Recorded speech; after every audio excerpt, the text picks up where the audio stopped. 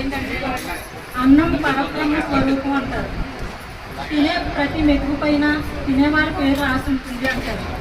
కానీ నా ఉద్దేశం ప్రకారం తినేవాళ్ళ పేరే కాదు, పెట్టించే వాళ్ళ పేరు కూడా రాసే ఉంటుంది. తినడం ఒక అదృష్టం అయితే పెట్టించడం అంతకన్నా అదృష్టం.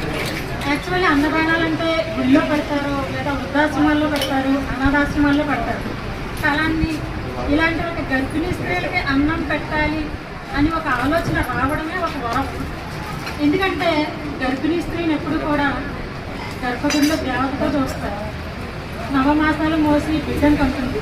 అలాంటి స్త్రీకి అన్నం పెడితే గర్భగుడిలో దేవతకు నైవేద్యం పెట్టడంతో సమానం. అలాంటి ఆలోచన రావడం అనేది నరేష్ గారికి చాలా గ్రేట్. అలాంటి ఈ కార్యక్రమం 83 వారాలు పూర్తి చేసుకుంది. ఈ 83వ వారంలో నాకు చాలా సంతోషంగా ఉంది. అలాంటి అవకాశం ఇచ్చినందుకు, ఇలాంటి ఒక కార్యక్రమం స్థాపించినందుకు నరేష్ గారికి ధన్యవాదాలు చెప్పుకుంటున్నాను. చాలా థ్యాంక్ యూ నరేష్ గారు. Thank you very much.